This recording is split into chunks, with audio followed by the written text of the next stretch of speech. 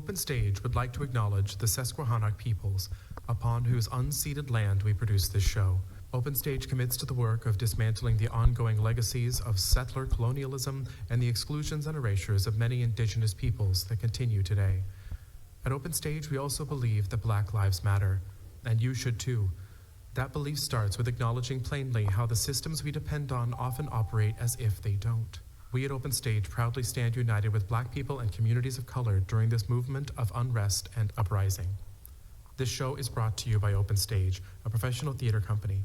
Check out Open Stage's complete list of shows, all of which are offered completely free this season at openstagehbg.com. Thank you and enjoy the show.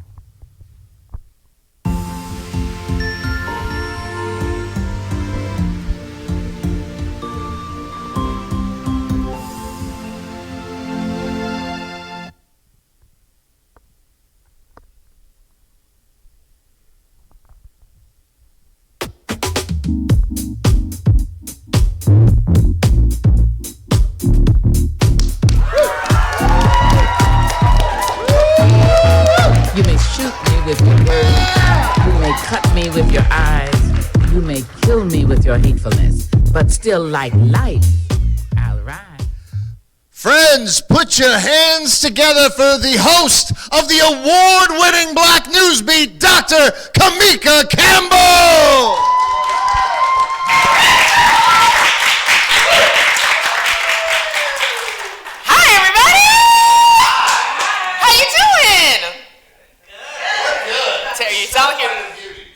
Oh, thank you. I was gonna say because it sounded like you were terrible, so I just wanted to check to make sure you were okay. Well, welcome to the Black NewsBeat. We're having a fabulous time tonight. We have a wonderful show for you, as always. Did y'all know it's been 22 days since we did the last show? That's crazy, right? Because sometimes there's like a fifth Wednesday, and then things get all crazy. So, did you miss me? Okay, because I missed you, and I'm glad to be back, and we have a wonderful show, like I said. But first, let's check in a little bit. How's everybody doing? Okay.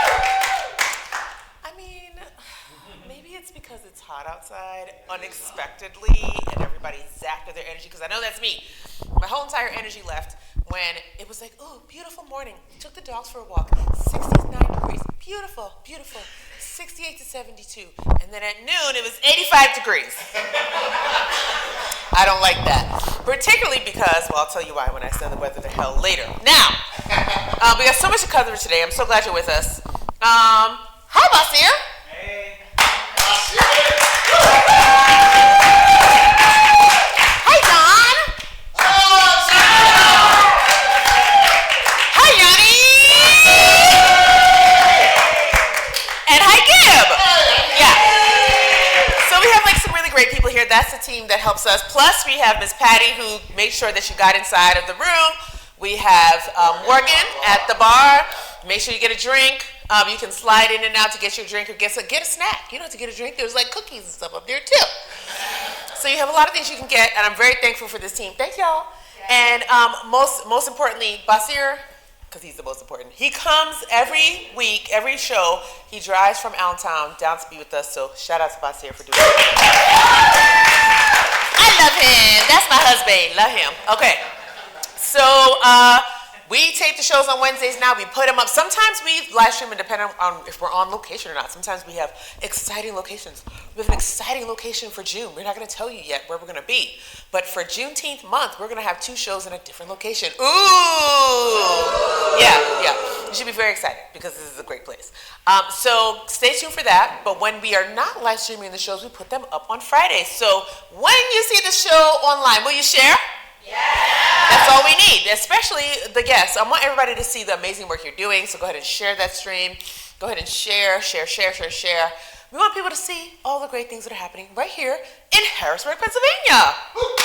Yeah. So I usually do a National Day shout out. Today is National Grilled Cheese Day.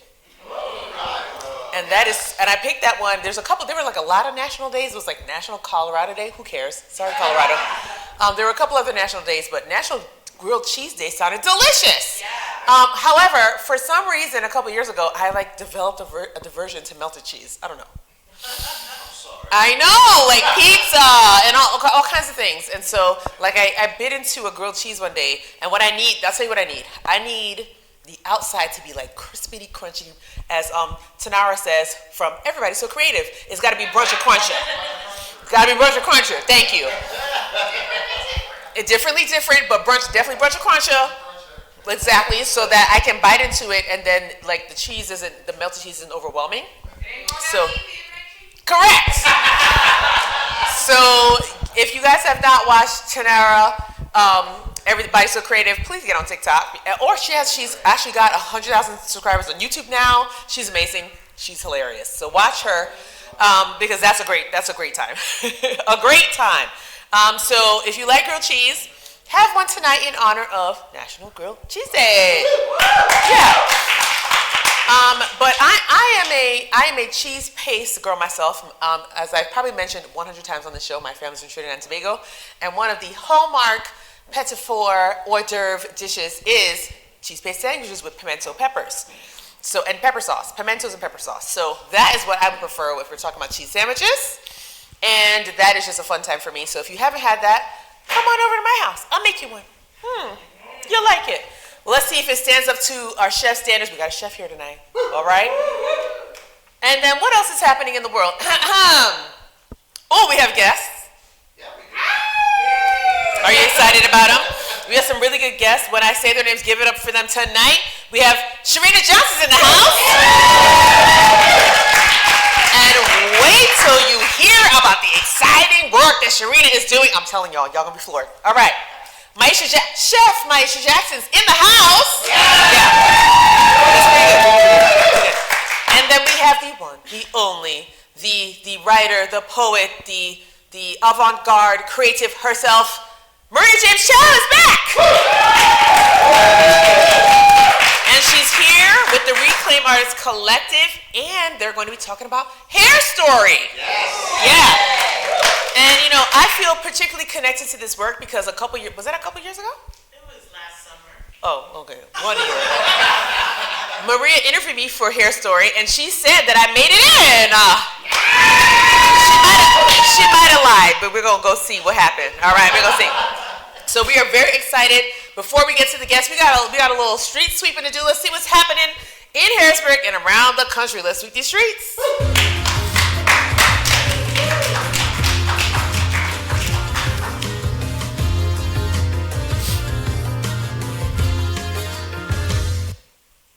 Y'all, at the top of the segment, we got to talk about the Tennessee 3. Tennessee 3. Why Tennessee? Why? When democracy raises its voice in protest, why did you make the decision to expel 2 of its representatives? 2 out of 3, might we add, because it is the Tennessee 3. One of these things is not like the other. Last week, gun violence, once again, was the main topic as America was yet again discussing the need for gun control after a mass shooting took the lives of school employees in Tennessee. During the protest, it was reported that Rep. Justin Jones and Rep. Justin Pearson broke decorum by expressing their concerns with a bullhorn. Joining them in the protest was Rep. Gloria Johnson, a white female, and she was not expelled for her role in the protest. Interesting. Jones and Pearson, both black males, were immediately sent packing for their participation. And okay, as of yesterday, it was reported that Rep. Johnson was reinstated. Yeah. Their city council said, not today, Satan, not today, which is what we want to see. Haven't they both been reinstated? Yes, I think by this time they've both been reinstated, yes. Because I think it was the city and the county who had the chance to reinstate them respectively, and they reinstated both of them. Yeah. Things are happening fast. This was written 2 days ago. Shout out to the writers. So let's shout out Mr. Paul Hood and Mieshia Jackson again. Yeah. Are we at a place now where our concerns are yet against being silenced? Let us hope that Johnson's reinstatement is the beginning of change and how we handle important acts of democracy in the South. In the South, because we know these things. And it was funny because Rep. Justin Jones had a TikTok. You can go on my TikTok and see it because I TikToked it and did the thing. And he talked about how they didn't expel a member for peeing in somebody's chair. They didn't expel a member who was brought up on assault charges. They didn't expel a lot of members who had done some really crazy things, but they saw it fit to expel 2 members who were fighting for the rights of the people in their districts and in the state. If that's not racism, I don't know what is. I don't know what is. Especially because they were fighting for the lives of white folks. The folks who died in that gun violence were white people. So standing up for people in their district, they're the kind of representatives we want. We want people that are going to fight for everyone, no matter the color of their skin, based on the fact that we all, if we want to talk about equality, that is the kind of equality we want, where you fight for people when horrible things like this happen, no matter what they look like across the country. Right? Yeah. So, oh boy. Lord, Tennessee, I don't know. There are a couple states I won't go. Tennessee, to work. Alabama, not going. Arkansas, also not going. Sorry, y'all, I'm not going. Because we understand what the legislature looks like. We understand what happens to black and brown bodies. And by extension, what happens when we don't stand up for the least of these. That's what happens. So when you have these things that happen in the state, and you say, well, we're not concerned with that. We're more concerned with decorum. You're sending a clear message that you do not care about the residents of your state. And that's crazy to me. That's crazy to me. All right, Pennsylvania. Take a note. Whew, now this one's interesting. I don't know if anyone knows this, but Black Girl Magic was on display in the form of athletics 2 weeks ago on the college basketball's biggest stage. That's right. As most of you know by now, the LSU women's basketball team made school history by not only winning their first ever basketball championship for their school, but these magnificent student athletes scored 100 points on a team that everyone was sure would win the NCAA title. Iowa, led by phenom Caitlin Clark, started off toe-to-toe with LSU, led by Angel Reese out of Gaithersburg, Maryland, right down the road. Yeah.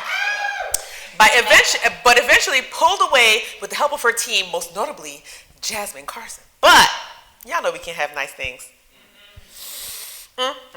Aside from making history and overcoming the odds, this achievement did not avoid controversy and double standards. Yes, race came into play.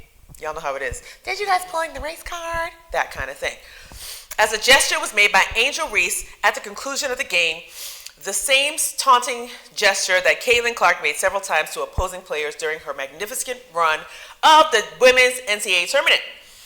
In regard to Angel Reese's display of the gesture towards Clark, words like classless, thug, and other derogatory terms were passed and shot with plenty of time left on the clock to talk about the difference between how the black female athletes were perceived when being just as competitive as their white female counterparts. To her credit, Clark did step up to the line in defense of Reese, stating that Reese did nothing wrong. But where are we as a society when we're set to attack a black female for simply showing competitiveness? Right? Because what happens is, particularly black women, what's the first word that comes to mind when we see things like this? You can talk back. This is a show where we can do that. Be humble. Aggressive. What else? Be humble. You gotta be humble. You can't be showing off like that. You're too aggressive. And why are you so loud? And they said, she just didn't do this, which is like, whose gesture was this? John Cena. Thank you. And John Cena got it from? A rapper. Thank you. And so, not only did she do that, but they said, oh, she chased her around the court. I was like, it's not that serious. It's not that serious. It wasn't that serious. And even Caitlin said it wasn't that serious. And for some reason, Jill Biden decided to get involved. Not Jill. Now Jill. So Jill decided in all of her white mightiness that she was going, white lady mightiness, she would get up on stage. She said, I think we're going to invite both of the teams to the White House. Ma'am, please stop. Please stop. And I'm so happy the White House came out later and said, we're just inviting the winning team. Absolutely. Isn't that how it always happens? Why are we changing it now? Because we think some white lady's feelings were hurt? That's not even what happened. That's not even what happened. So anyway, let me not get started. So we're going down to the municipal elections. So as municipal elections heat up all across the country, this is an off year. This is an off year, so nobody's excited. But I need you to get excited. You should get invested. City council and the county races directly affect your quality of life in Dauphin County and in Harrisburg. So get excited. Can you promise you're going to get excited? And if you're watching and if you're interacting from another county, a neighboring county, or somewhere across the country, it is on you to get excited about your municipal elections. They directly affect your quality of life, okay? Okay.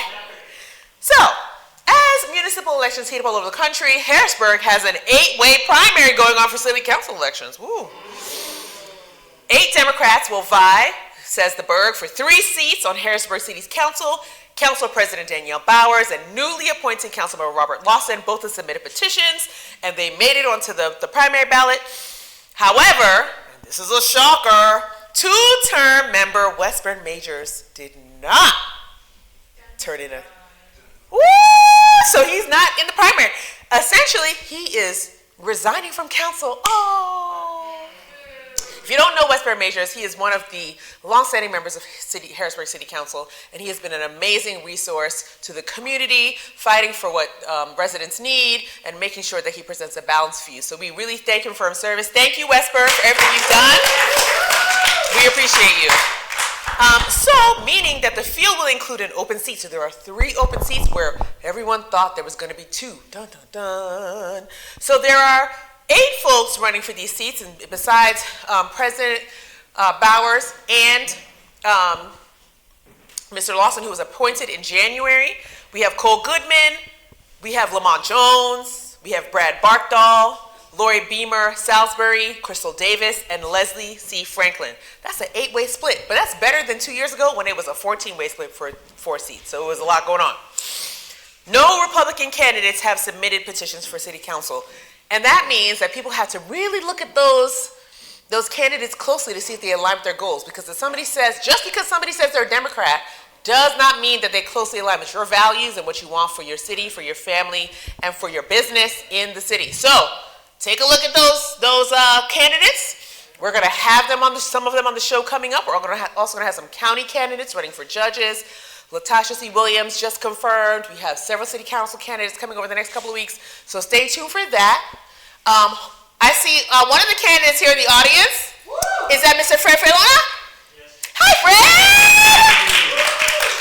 Fred, will you join us for one of those nights? Yeah. Absolutely. Fred is a wonderful friend of the show, friend of mine. He served in leadership for Harrisburg Young Professionals. We're still trying to get him to join Young Professionals of Color. He'll get there.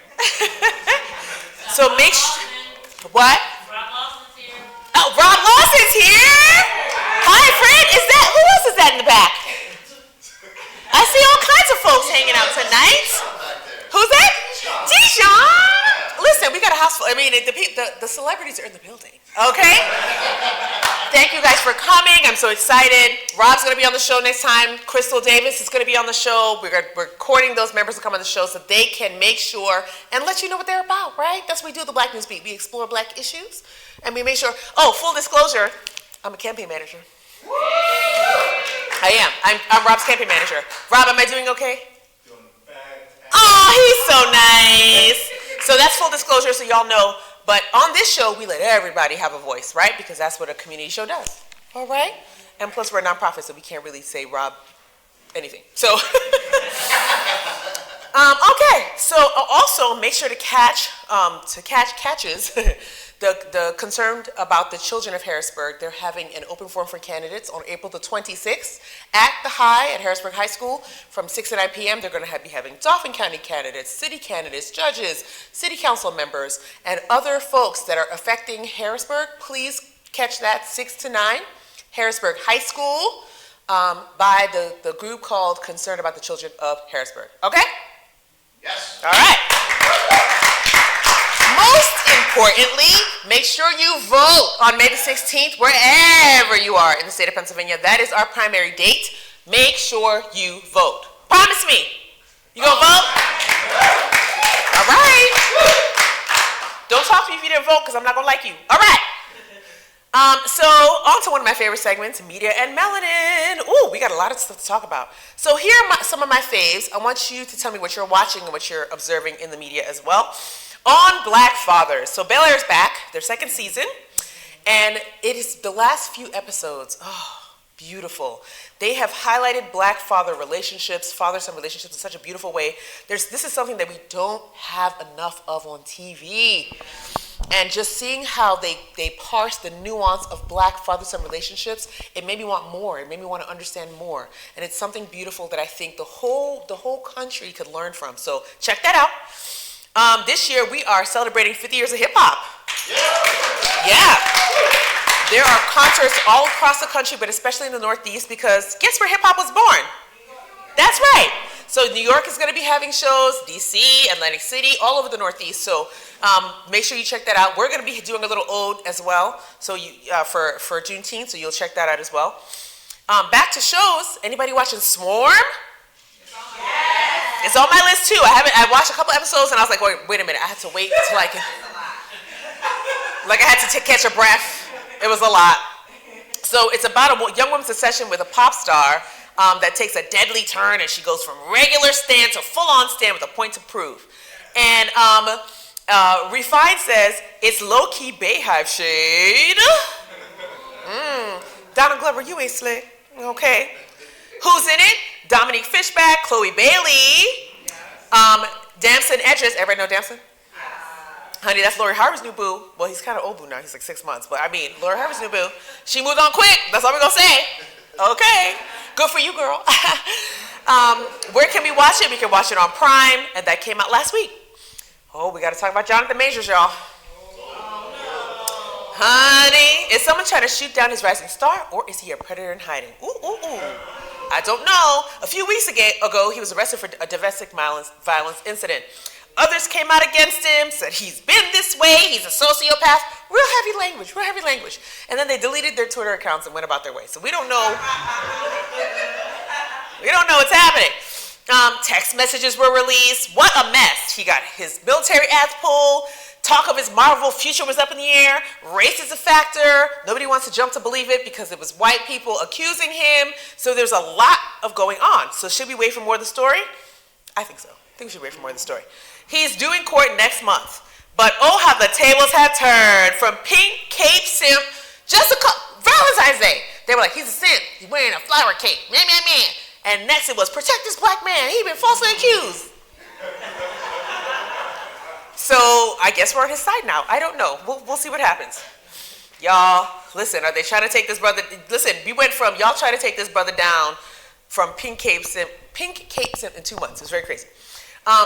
Y'all, this one is hot off the presses. Freaknik documentary, honey. Now, who knows what Freaknik is? All right. Once upon a time, right.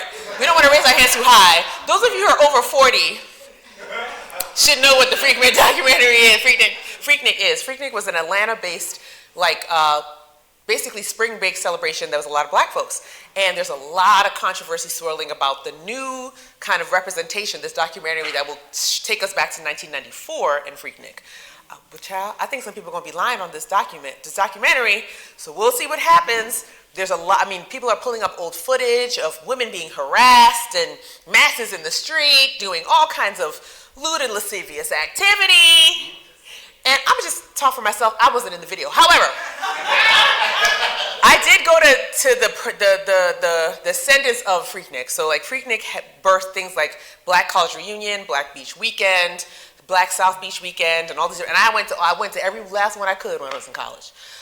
So we'll see what happens with the documentary. We'll report back because it should be interesting. Oh my goodness.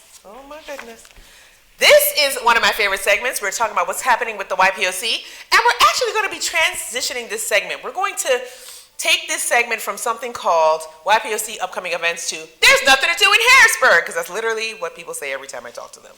So we're going to be talking about the beautiful flora and fauna that we have in Harrisburg. We want people to understand what a great and rich city that we live in. Also want to remind you that this show is a partnership between Young Professionals of Color, Greater Harrisburg, and Open Stage.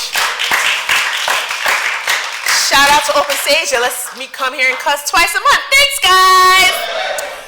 Join us for our committee party. We have committees for YPOC. Juneteenth committee is popping right now. Membership committee is popping right now. The retreat committee is popping right now. Please come and join us for that this coming next Thursday. And then at the last Thursday of the month, we have our happy hour, and that's always a different location. So check back on our YPOC page for that. Juneteenth pre-events are up. Juneteenth pre-events are up. We have this Thursday, we have a sponsor connect at iHeartRadio where we're going to be talking to our sponsors, letting them know our progress. You are welcome to come and hang out and meet those sponsors as well. We have a wonderful array of events. We have, first we have the State of Black Economics that is chaired by Elise Irvis. We have our Black Central PA History Bus Tours that is chaired by Mr. Kevin Burrell. We also have our, oh Lord, there's like 5. Okay, look on the website, all right? Look on Facebook. But we have some great things happening. We also have our Home Ownership Renaissance workshop where you can get $500 for sitting through that workshop through closing costs. Make sure you're ready to buy a house. And we have a couple other events. So we're bringing, oh, and Yanni, tell us about the showcase. Yes, we got the showcase on May 6th here at Open Stage. Yes! So we're going to be doing a showcase to get some opening acts for our Juneteenth celebration concert, which is going to be a mix of hip-hop and R&B tribute this year. So please join us for that. If you have a talent, we want you to showcase it at the showcase, okay? We're going to be picking some acts to go up on the big stage.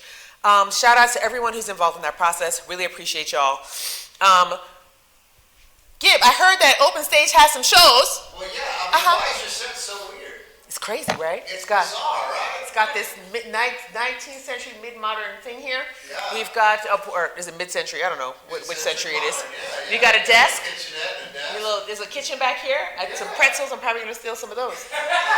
What's happening with that? This is, you are on the set of Tiny Beautiful Things, Ooh. which will open April 21st, runs through May 7th, featuring Karen Rook as Carol Strayed. It is a true story about a very, very famous author who became a vice columnist. Wow. For about 2 years. She wrote a book about it, and the stories, the letters that people wrote to her, and the advice that she gave are beautiful. Oh, and I really can't wait. Heartbreakingly sad at times, Yeah. and really funny at other times. Okay. You can come see me on that stage. Gib's going to be in it. Yes, absolutely. And a lot of our other friends who we've had on stage here before, so we definitely want people to come check that out. Absolutely. And then we've got all kinds of things going on at Open Stage. There's always something going on. Always something. HPG.com and find out. That's right. Yeah. That's right. OpenStageHPG.com. Find out what's happening. Come hang out. Open Stage HPG. Yes, OpenStageHPG.com. And they got a cool bar. If you drink or if you don't, there's snacks and drinks at the bar. Did I mention that? Did I mention snacks and drinks? All right. So go ahead and get that if you want. So, we made it through the first segment. Are you having a good time so far? Yeah. All right, well, stick with us. We'll be yes. Oh, well, she's coming on the show. So, Hair Stories coming up. It's going to be, okay, hold on, let me just walk over here. Yeah. It's a step up. All right. May 4th, 5th, and 6th at 7:30, and May 7th at 2:30 at Gannett Theater, which is right around the corner, not far. It's 15 North 14th Street, Harrisburg. And we have the cast and we have the creator of the show here tonight. We're very fancy. We're very fancy at the Black Community. So we made it through the first segment. Let's take a little commercial break, get a little drink, and we'll be right back. Yeah.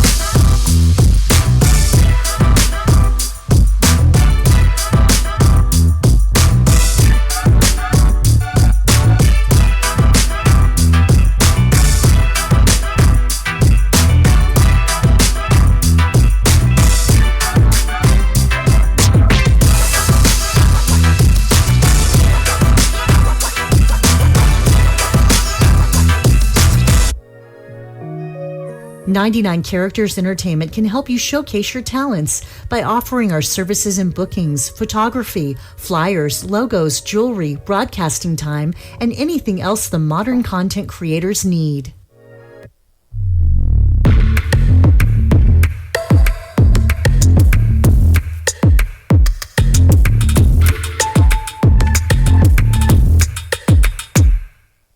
Fuck with me, I'm Mr.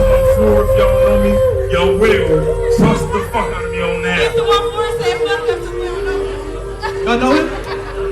Yeah. Y'all know him now, huh? Yo, that's the fuck, right? Hey, yo.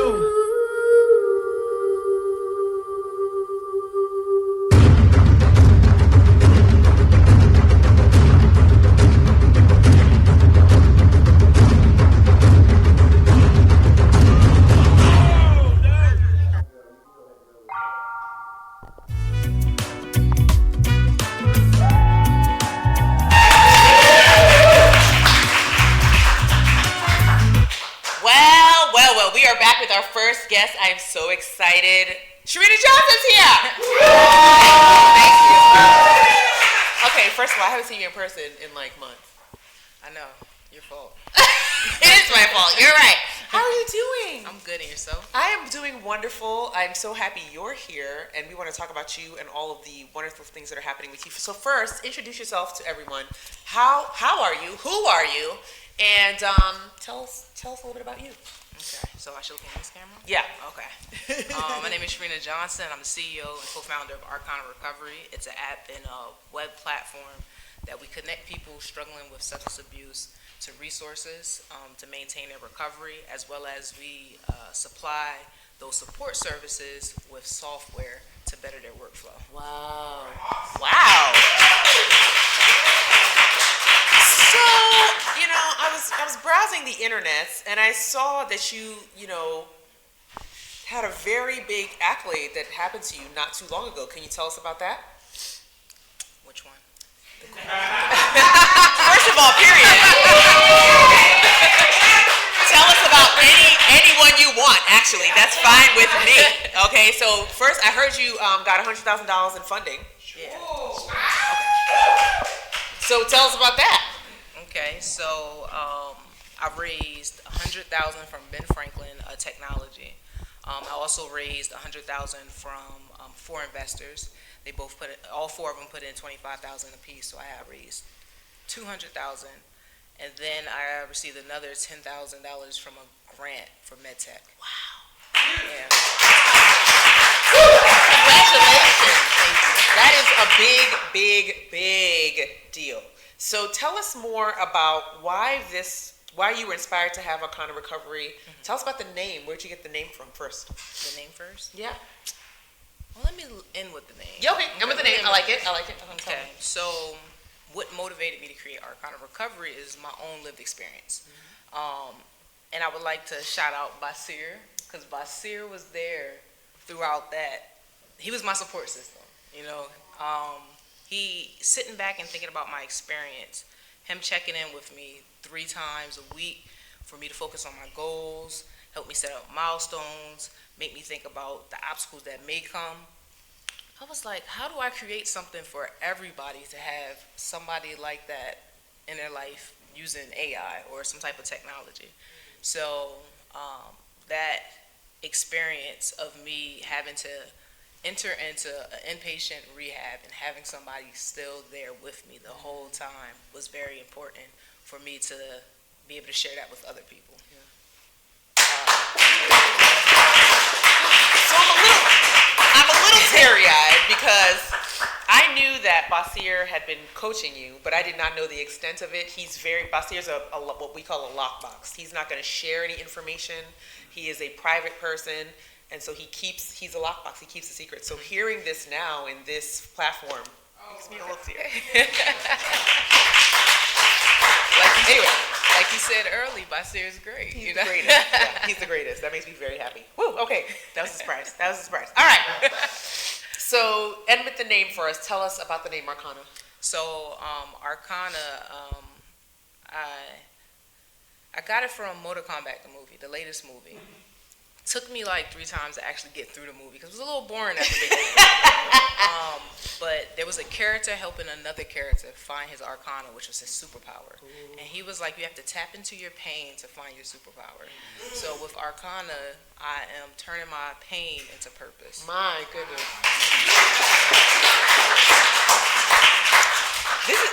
Okay, I'm sorry, I'm being a little emotional because I've known Sharina a while now, and watching this growth over years is just it's inspirational to me as somebody who has just been in the community with you. So this is amazing. So tell us about your, so you know how we do highs and lows. So what was a high point of creating this program, and what was a more difficult point? I would say the high point was an interview with NBC, and at that point kind of being like, oh, this is real. They came in from New York, we set up something down by the riverfront. I was like, oh, okay, this is getting a little serious. A little serious. It's no more, it's not just a fun thing anymore. A low part was just kind of trying to understand so much information and trying to filter through all these people that are coming and saying they want to help and trying to understand people's motives or, because that I'm an introvert, I don't talk much. I'm kind of behind the scenes, and it was a lot, and it was like, okay,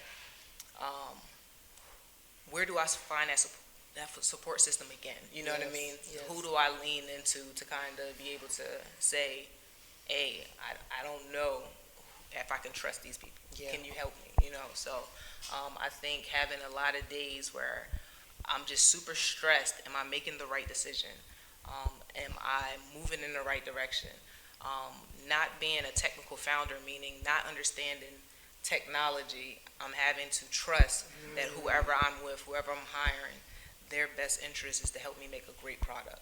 So, yeah. Wow. What a journey. What a learning curve. Yeah. Yeah. So if there's two parts to this question. So the first part is, if people want to get in contact, or if they want to go through the program, how do they do it? So currently right now we are working with providers, with clients. So it's not open to customers just yet. So I would say wait until probably, I would say, December of this year. We'll open it up where it's a B2B versus business to business versus business to customer. Right. Okay, got it. So yeah. So you're working with providers who have patients. Yes. That makes sense. Yes. Yeah. So you're doing basically contracting the providers who do the work. Okay. And then given your experiences and everything that you have been through in the last 5 years, because COVID's a thing and all these things are happening. So this has been happening for a while. So first, through COVID, how did you fare? As in myself, Especially trying to go through this work and get this thing going. I mean, I thought it was great because everything was shut down. I could focus. Like all the resources were virtual, so now you can take different type of pitch or participate in different pitch contests in different areas, being in different programs. So COVID to me was great. Yeah. All my introvert friends, they're like, COVID was amazing. Me, I'm in the house like scratching the walls kind of thing. And then my last question for you is, if you could give a word of advice, an exhortation to people who you feel could relate to you, what would that word be? What would your exhortation be? I think tell your story because it can help inspire somebody. Yeah.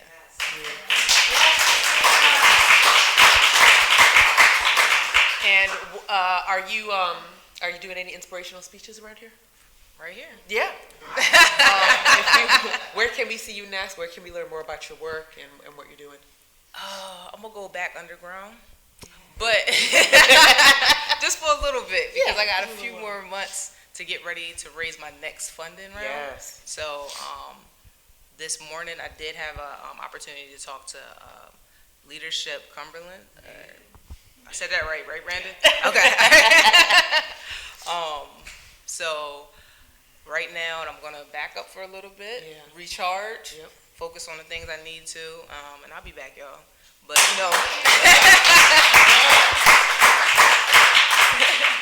Well, I just want to say I don't like to say proud, that's not the word, but I am so happy for you.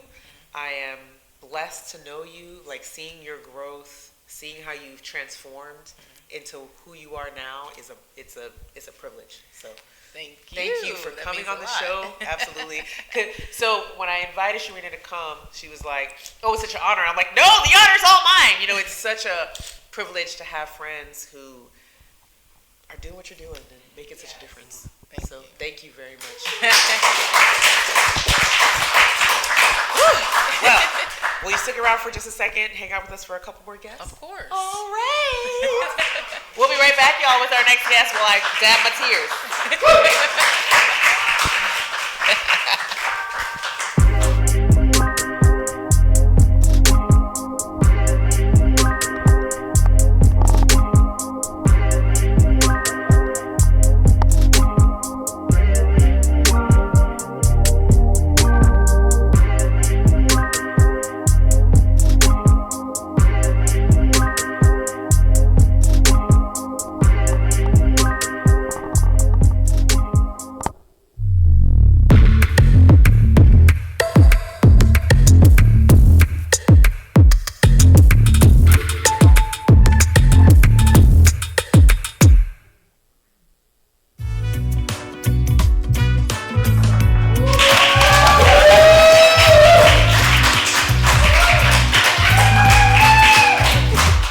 Well, I hope you guys are enjoying the show so far.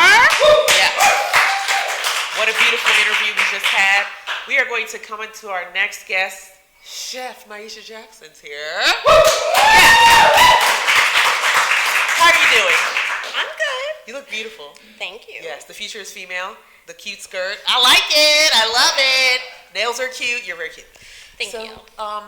How are you doing? Everything's good? I'm good. Yeah, you look great, like I said. But we're here to talk about your culinary empire you're building. And I've been privileged to get to know you over the last couple of years. Just, you know, we've been keeping in contact, I think more so in the last like 6 months. Yeah. And you graciously accepted to come on the show. But I actually saw more about you, which prompted me to be like, I gotta get her on the show, in Thomas Johnson's Backyard Business documentary. And so I messaged her and I was like, "Oh my gosh, you in documentary?" And she's like, "Well, what did I say?"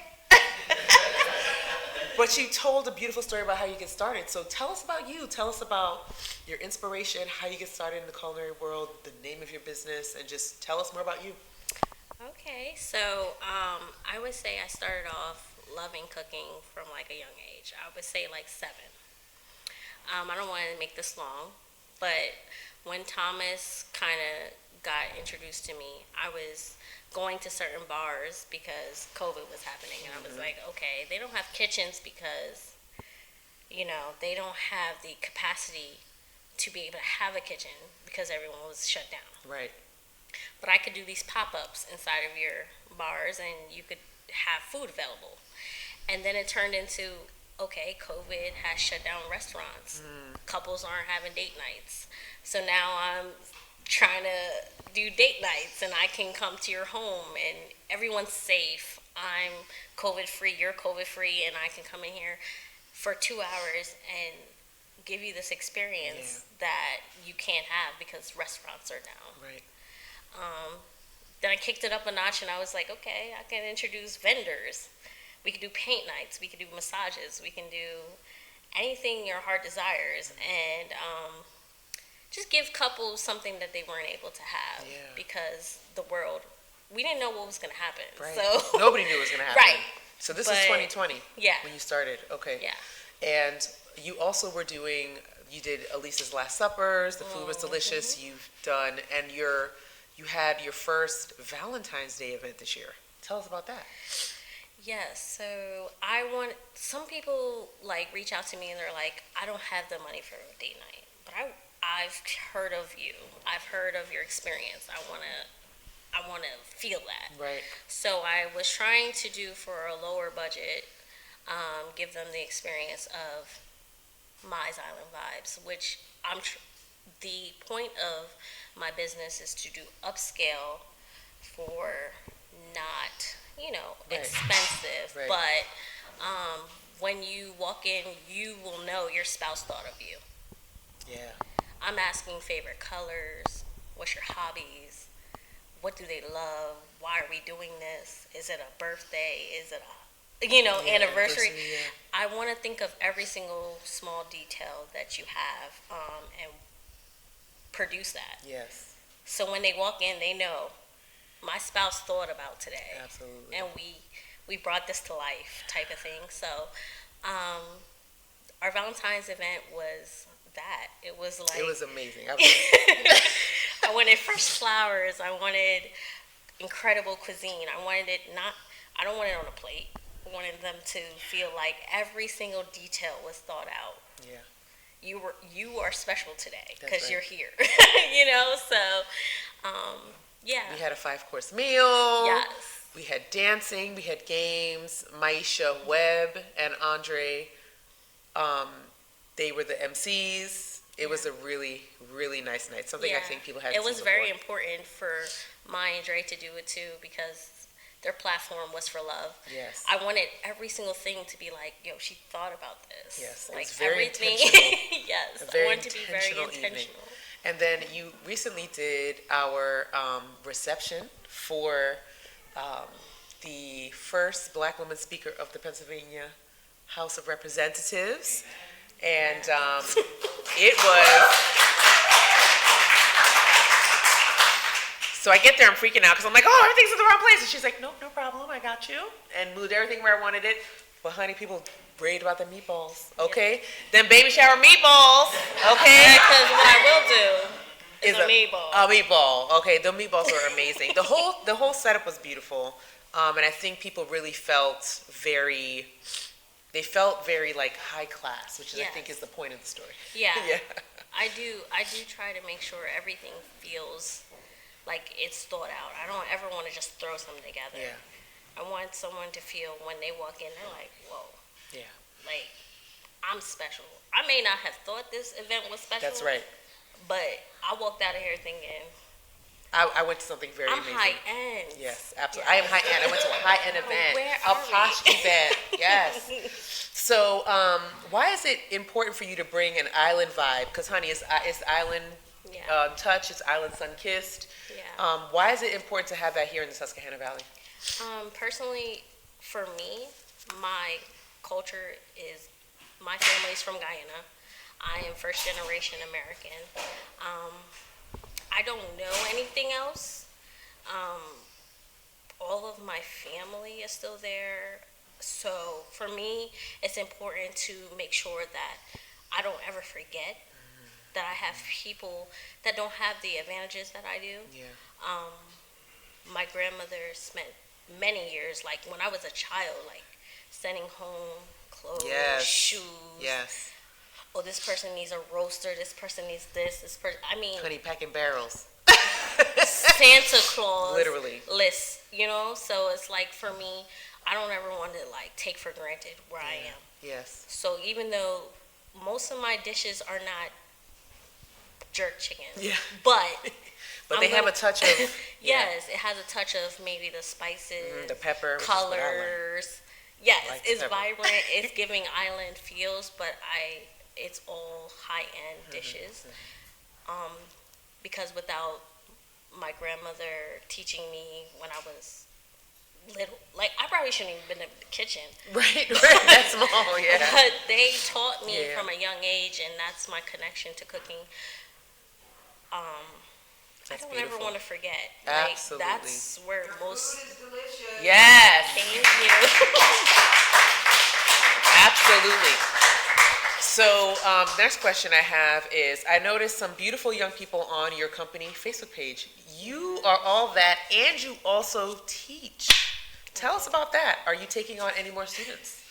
I am. I'm doing 2 semesters a year. I take these young people, and I do offer Zoom classes because some parents, Nice. they want their kids Yeah. in now. Yeah.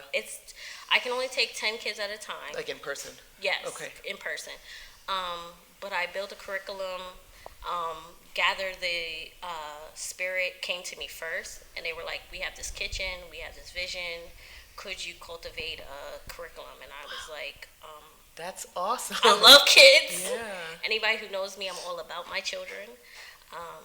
So for me, it was a no-brainer. Yeah. And when they told me that I have the kitchen and all I have to do is bring the kids here, I was like, okay, that is like amazing. it was fun. Right now, my kids graduate next week. Yeah. So the semester's almost over. Yeah. They have one more class tomorrow, and then we always do graduation at the end, gift certificates. They cook for their parents. Oh, that is nice. So they feel proud about that, and then their parents, they try all their food throughout the year, throughout the semester, and then we do fall and spring. I'm trying to gain access to more kitchens so that I can do it in the summertime as well. Right now I am working with a program that works with adult dyslexic children where they're trying to gain more social skills and can they live on their own. And they also have brought me in. This will be my first summer doing a program with them. And I'm just going to mimic what I was doing with the children for fall and spring, and that's amazing. I'm excited about. That's wonderful. Yeah. So we're coming to the end of our time, but if you had an inspirational kind of exhortation that you wanted to tell folks about how to do something like what you do, what would you tell folks if they wanted to get like you? I would honestly say, like, your biggest critic is yourself. Yeah.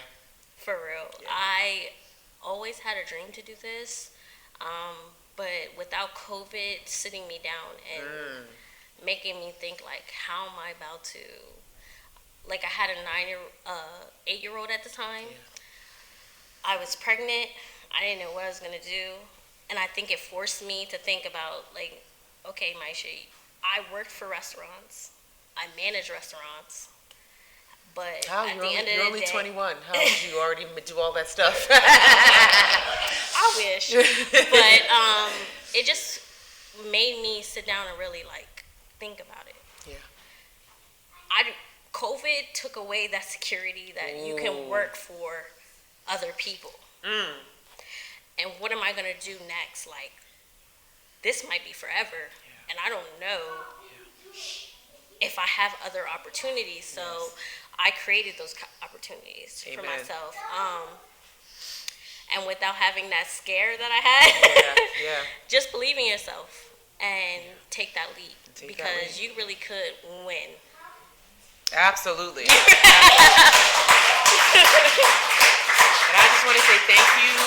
Thank you for always keeping in contact with me. Thank you for always inviting me. Thank you for being open to us working together in different capacities. I appreciate having you in our community.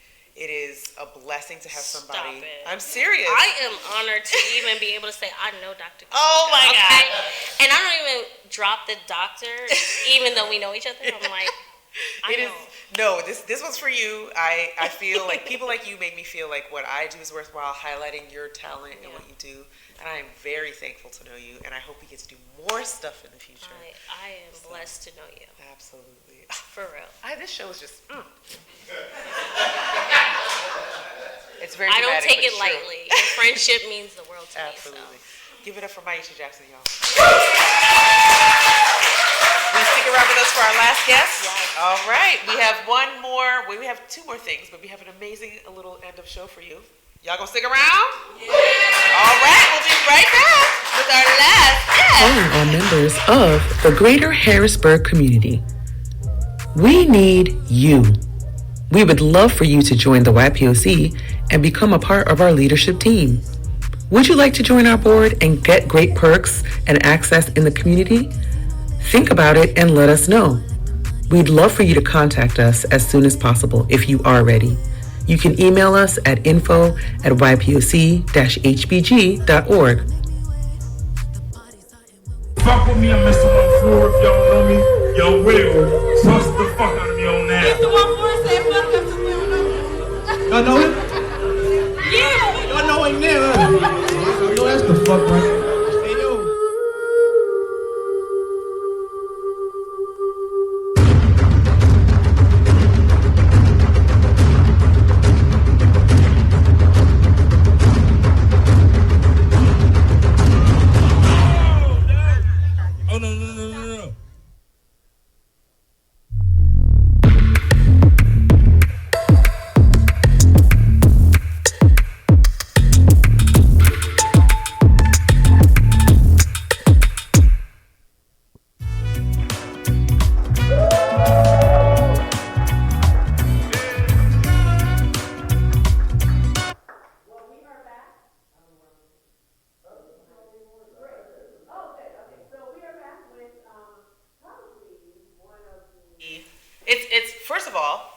it's National Poetry Month. That's April. Did y'all know that?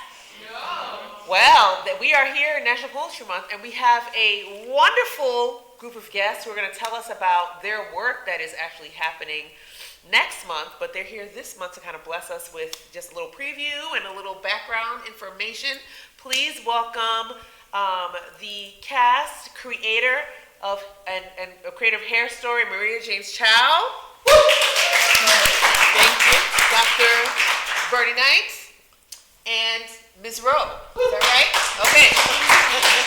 Well, Hair Story. You guys have got to tell me what inspired this. I will start with the creator, Ms. James Chow, or Maria, if you are familiar. Tell me about Tell me about Hair Story and what inspired this beautiful production. Well, my organization, Reclaim Artists Collective, we put out the American Griot Project, which is where I do research and create these choreo poems. And we got together Now with... stop. What is a choreo poem? Okay, yeah, you gotta yes. tell us. If you don't know, we don't know. So, yeah, that's true of a lot of people. A lot of people have seen maybe For Color Girls. Yes. But they didn't know what they were looking at. Right. So that is a choreo poem. Got it. It is poetry for the stage, but not just your regular poetry slam, but it's put together. The poems are woven together into a cohesive story. Oh, wow. Okay. Wow. Okay. Yeah. So you started. Is this your first choreo poem? No, I did a couple little things here and there, but the big one that made me say, "Oh, this is what I want to do," that was Reclaiming My Time, an American Griot Project, and we performed that 2018. It was directed by Janet Bixler and performed. Shout out to Janet. Yeah, hey Janet, what's up? And yeah, that was at Capital Blue Cross Theater in Enola at Central Penn College. So now we've left home base because Janet and I both used to work there, and we're out at Gamut Theater May 4th through the 7th. Wow. Yeah. That's exciting. Yeah, it really is. It really is. I mean, what broke over just 5 years? I mean, barely 5 years because you've already done so much. I'm so excited. Y'all gonna come with me to see Hair Story? Yeah, we can do that. Okay. So we've been talking about your choreo poem, Reclaiming Our Crown. Hair Story, Reclaiming Our Crown is opening May 4th, like we said, at Gamut Theater. Why, and all of you can answer this question, why is black hair an important theme for a choreo poem? Anybody can answer. We'll go with Dr. Knight. Okay, well, black hair is important because it's a statement of who we are. Yes. And it's part of our heritage, and it's a very important part of our story. I heard someone say we need to tell our stories, right? Yes. Right. So in history, we know that even the slaves used it as part of the way in which we told the stories about getting out of slavery, putting the maps, the intricate weaving of the hair, getting out of the slavery, stealing away, then the art form, the beautiful weaving of the hair, and then just when I want to be somebody different, I can turn myself into myself and be whoever I want to be. I know that's right. You see me today, I can do this. Tomorrow, I can do this. I can do this. I can do that. Okay? I can be whoever, whenever, That's right. and be as beautiful as I want to be. So, That's it. Girl, tell me about your connection to this and why talking about black hair is so important. Oh, well, it started off being asked to be on her board. Oh. Reclaim the Artist Board, and I was so excited about that, and I was just happy to be on the board. And she said to me, "Would you direct?" I was like, yes. But for me, as an educator, it's always an opportunity to share with young people, and get them involved, but also to help them, if they're having self-esteem problems, and to let them realize that you're more than just your hair. You are more than just your hair, and this piece does that. Yes, absolutely. So, We'll kick it to her again. The tagline of Hair Story is, will Aaliyah accept her ancestors' guidance to find her way out of trauma and into truth? Without giving us any spoilers, this is the hard part. In a few words, can you sum up what Hair Story, Reclaiming Our Crown, is about, especially in regards to Aaliyah? Sure. Rediscovery. It's a story of a young woman who is really hiding. And in the process of hiding, she meets these ancestors. And she gets the opportunity to discover her true self. That's okay. Ooh, so that's pretty spoiler free. I will go with that. I like it. And then, Dr. Knight Burney, you are an officer in the Harrisburg, PA chapter of Links Incorporated, who are collaborating with Reclaim Artists Collective to produce this show. For those who are not familiar, who are the Links? Okay. The Links Incorporated are an international organization. We were founded in 1945. Wow. And we have over 16,000 members internationally. And we are in 41 states, including the United Kingdom. We are in the Commonwealth of Bahamas, and did I say 41 states? Yep. Yeah, including all of that. Locally, we are here in Harrisburg, PA. We service different parts of Cumberland, Dauphin, Lebanon, Lancaster, and York counties. Oh, wow. Right? Wow. So our focus is in so many different areas. Internationally, we have programs that deal in Kenya, dealing with Mama Happy, with pregnant kits for pregnant women, and also dealing with social responsiveness, social action. We deal with education, as Ms. Rowe has already talked about, dealing with education. We also deal with STEM. We've sponsored Junior NewsBeat projects with the school systems, also dealing with health, dealing with healthy teeth and education around that. We've also dealt with, I said the STEM projects. We've dealt with scholarships is big. Scholarships. In the last 10, 11 years, because we are 45 years old in Harrisburg. Wow. We've given over about $50,000 in scholarships, and we continue to work on that. So we have That's amazing. Our fundraising, which is Hair Story, is one of our fundraisers. We've done Derby Days, and we've done arts and letters. We've done a lot of celebratory recognition programs to artists. I know Ann Elsadek, I know many of you know her. She was one of the artists that we celebrated.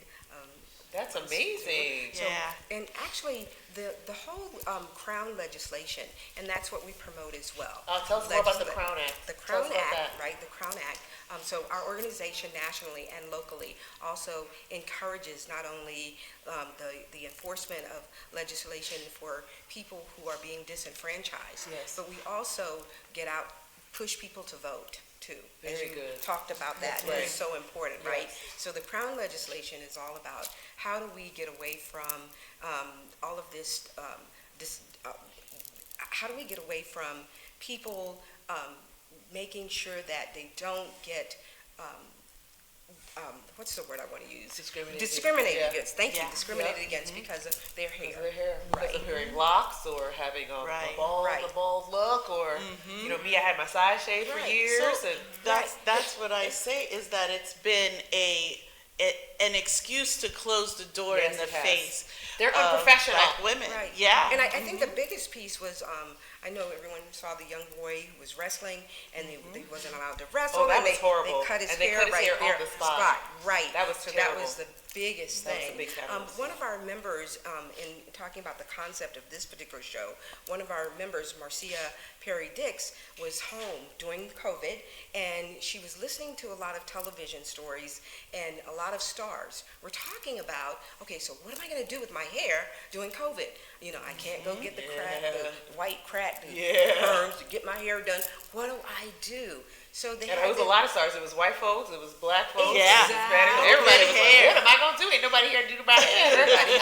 The guys couldn't get a shave. Yeah, all kinds of stuff. And we saw that. You know, a lot of people started talking about it. Yeah. What am I gonna do? And then she started thinking about, wow, what's happening with this? Yeah. And of course, the Crown Act was coming up, all of that, everything, and it just started coming together. And I think that gave people a different, especially dominant culture, white folks, it gave them a different kind of orientation to hair. Because if you have somebody that's going to do your hair, or you have a reliable kind of way of understanding your hair, and all that gets disrupted, you are understanding things in a different way. And that's how Black and brown folks always feel. Like we talk about every time I've moved, and I find somebody to do my hair for months. Right. I'm going to search out somebody who does hair in a way that my hair will not fall out. You know what I mean? And many years in Harrisburg, I remember when I was younger, going 2 hours, 2.5 hours away from home to get hair done. And had to save up for that too. That was expensive. And it's expensive because you got to get there. You got to pay for your stuff. Sometimes you stay at somebody's house, so you don't have to come back the same night. I've been through all of it. I remember the best time of my life for hair was living in Brooklyn. Because there was a hair shop everywhere. And there were good hair people, bad hair people, but you could find somebody who could do black hair. Yes, So last but not least, I want to ask you a question. It's a little controversial. All right, you ready? You didn't write this one. I just thought of it. Okay. All right, so there's a good hair, bad hair debate going on still in the world. We don't know why, because you're still doing this. What are your thoughts on what people consider good hair for black folks and bad hair for black folks? Tell me about that. Well, it's interesting because we do definitely play with that in the story and in the choreo poem, and like different characters experience that in different ways, which we will hear about in our performance. That some of that really, really old stuff is still with us. There's this isn't really a spoiler, I don't think, but there's a poem called Nappy Headed Woman, in which a young boy constantly says, I don't want no nappy-headed woman. Well, that's a direct quote of my grandfather, God rest his soul, but he spoke his opinion. And so there are still people definitely that have internalized that. What I want is for us to switch to that radical self-love, where we would love ourselves the way we are and expect others to do that as well, like to accept us for who we are, not how it grows from our head. And to quote the great psalmist, and to quote the great psalmist Bow Wow, hair nappy, but I'm happy, pocket full of dough. Ladies, we have another special treat coming up, so we're going to take a little break. Thank you guys for being here. Thank you so much. It is no, don't thank me. I mean, you guys are the reason why the show is amazing. Things like this is amazing. I hope you guys will go see Hair Story. We have something very special for you coming up right after this short commercial. We want you to have a little excerpt from the show. We have somebody here tonight to do that. Stay right there. We'll be right back. Are you looking to broaden your skills in digital media creation? Are you looking to be a part of a great team? Well, we need you. The Black News Beat will be trying to fill various positions to help make our show a great success. We'll be looking for tech assistants to help on set. We'll be looking for writers to help write the show every single episode. Also need digital media assistants. Absolutely need some live audience coordinator. We'd love to open up these opportunities to high school and college students. We'd love for you to intern with us and learn more about the business and get your feet wet with a great company at Open Stage. So if you're interested, please let us know. We'll be taking applications via email. You can email us at kimeka@kimeka.org. That's KIMEKA @KIMEKA.org. Hope to see you on the set soon.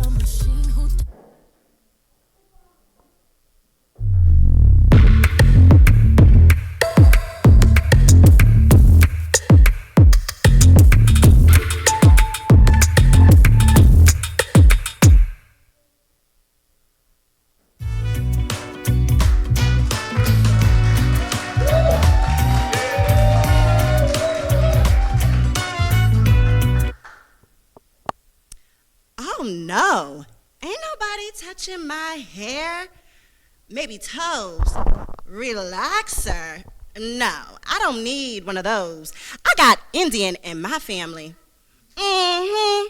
Wine, magazines, good music, and a pedicure. Today, that's as deep as it's gonna get.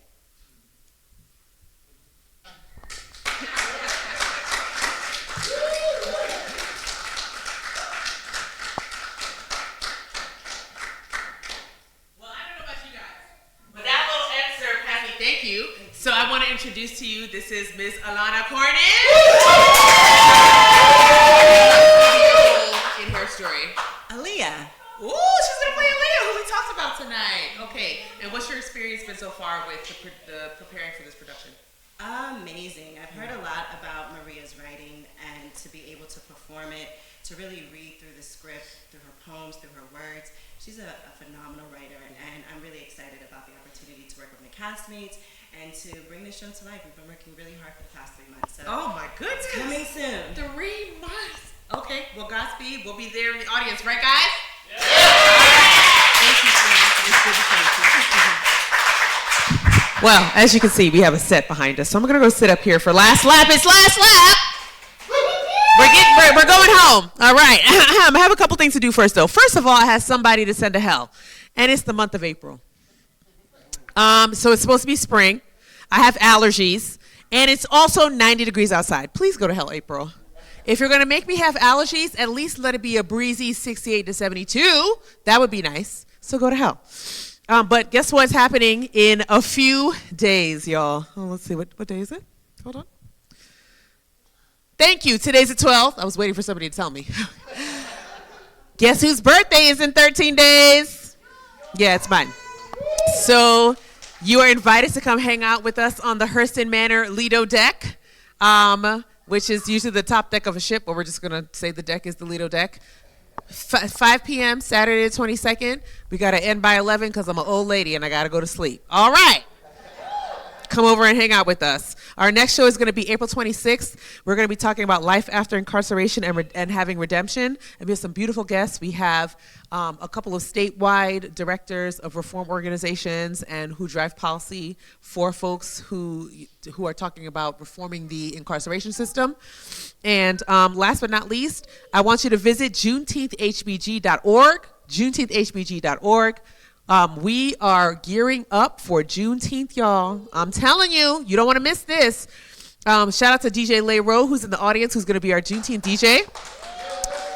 And she's also the DJ on this show every last show of the month, so you should definitely come check that out. It's always a good time. She's always bringing the vibes. And I just want to say to y'all, thank you for tonight. You guys have been an amazing audience, amazing guests. I hope you had a good time. As always, this show means a lot to me, and it means a lot that the community comes and celebrates each other. And my tagline for season 3, which we're in season 3, if you didn't know, is here at the Black NewsBeat, Black Joy Matters. Here at the Black NewsBeat, Black Joy Matters. Here at the Black NewsBeat, Black Joy Matters. I'll see y'all in 2 weeks.